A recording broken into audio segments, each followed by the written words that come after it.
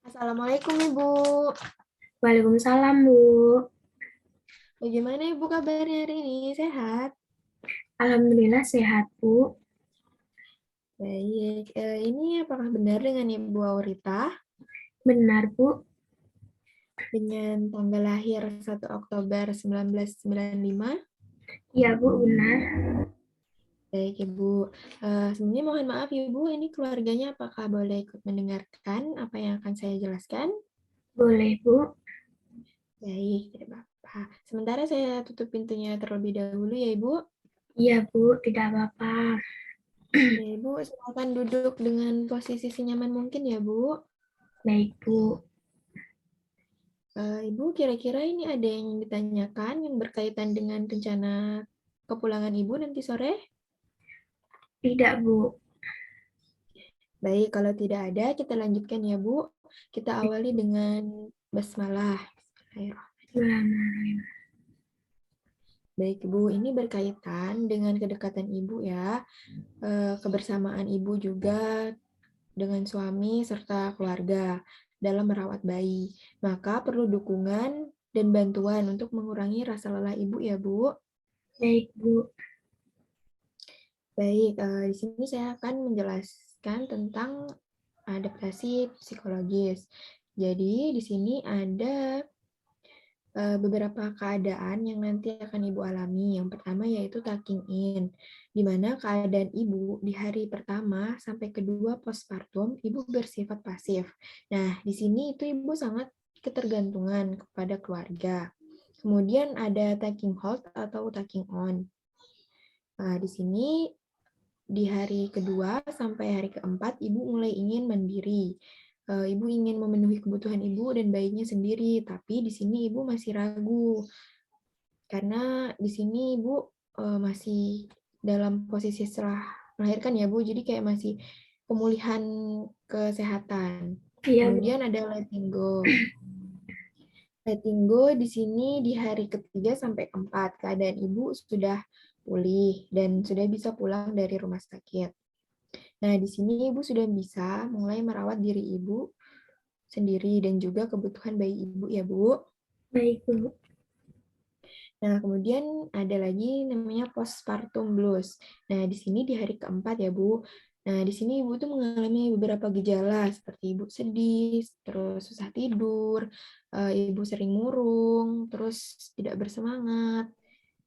Nah, kemudian ada lagi depresi dan psikosa postpartum.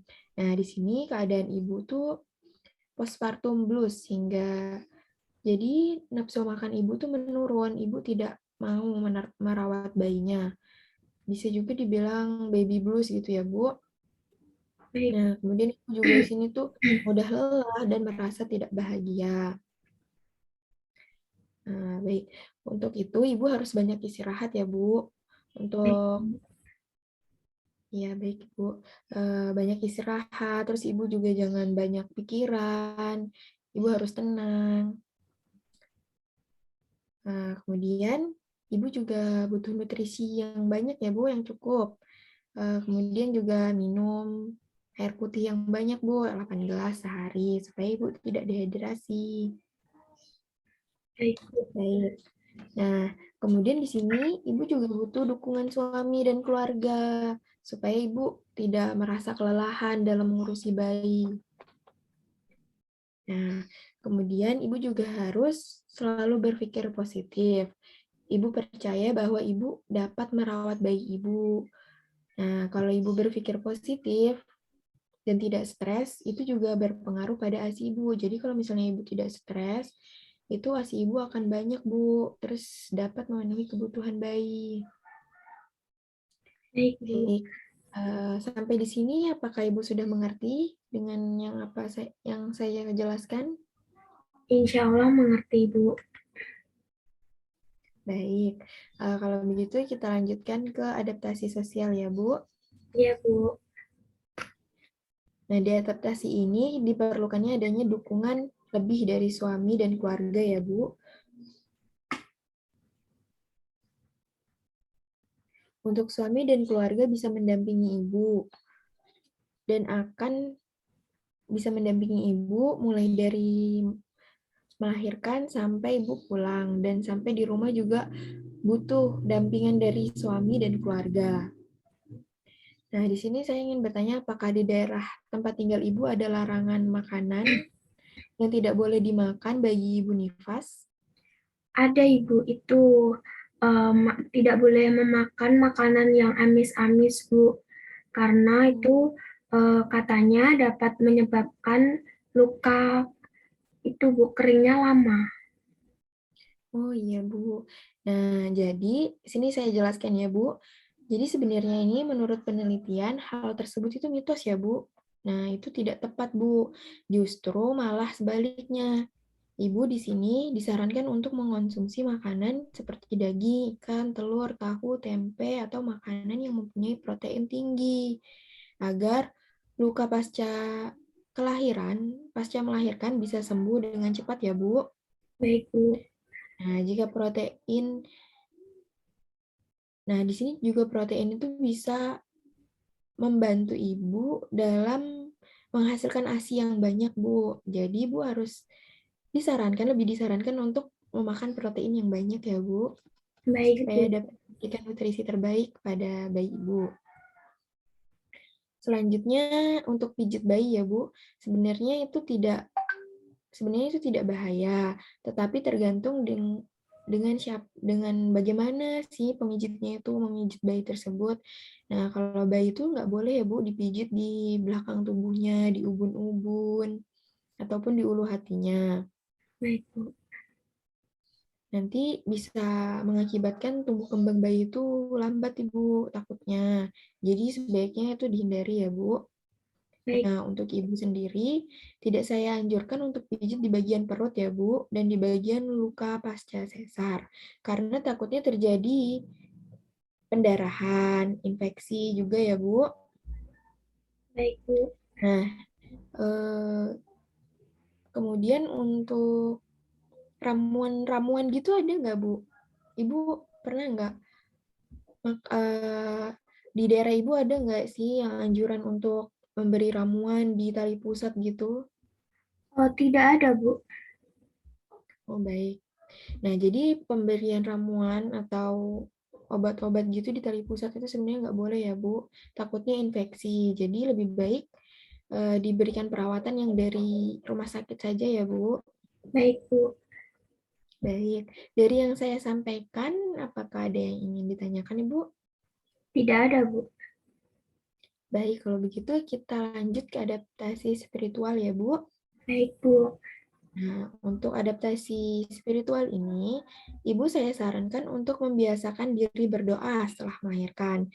Setelah melahirkan, Ibu berdoa minimal membaca bismillah. Setelah sholat juga berdoa ya Bu, untuk mendoakan semoga bayi Ibu menjadi anak yang soleh dan soleha. Amin. Baik Bu. Sebelumnya saya izin bertanya ya Bu, apakah Ibu sudah memiliki nama untuk bayi Ibu? Belum Bu. Baik, jika belum, saya kasih saran ya, Bu. Sebaiknya nama anak Ibu tuh diambil dari nama yang dari Al-Quran, atau dari majalah-majalah, pokoknya nama-nama yang baik ya, Bu. Karena nama-nama yang baik itu juga sebagai doa untuk anak Ibu. Iya Bu. Di sini saya lihat agama Ibu agama Islam ya, Bu.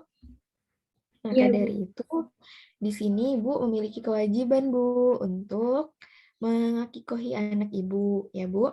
Iya Jadi Bu. di sini untuk bayi laki-laki itu dipotongkan kambing 2 ekor. Kemudian untuk bayi perempuan itu 1 ekor ya, Bu.